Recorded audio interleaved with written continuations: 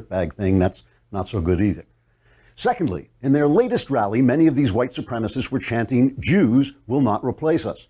If that's true, it's a tremendous disappointment. After all, if we could replace white supremacists with Jews, the IQ of the country would rise dramatically, and more people would be doctors and lawyers, instead of sitting around in their mother's basements, pleasuring themselves while staring at pictures of Hitler and calling it date night. So, if they really cared about this country, I believe the white supremacists would rethink their "Jews will not replace us" philosophy and maybe change their slogan to "Please replace us with Jews as quickly as possible." And here's another thing. This Hitler character these white supremacists are so fond of, I'm not sure he was as great a guy as they think he was. I mean, sure, he was a creepy little lunatic who caused the needless deaths of over 60 million people, but his career wasn't all roses. After all, the man promised Germany a 1,000-year Reich and instead turned the place into a rubble-strewn vacant lot, so it's not exactly a success story.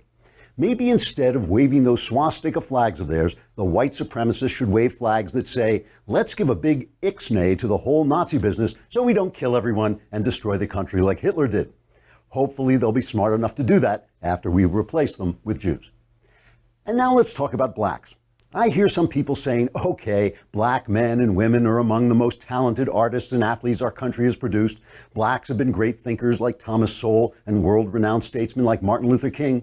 But some of these radical black protesters are violent, racist dirtbags themselves. So why can't white people be violent, racist dirtbags too?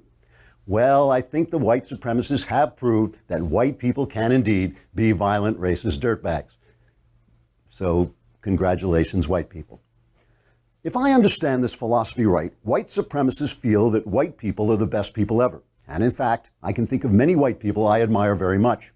Isaac Newton was a good one. William Shakespeare. And I'm very fond of my wife as well.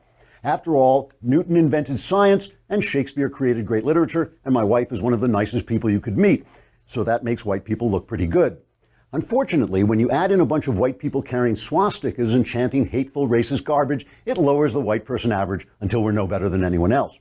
So, in conclusion, if white supremacists want to make the white race supreme, they should stop being white supremacists. Although I'd still prefer to replace them with Jews. Trigger warning, I'm Andrew Klavan, and this is The Andrew Klavan Show.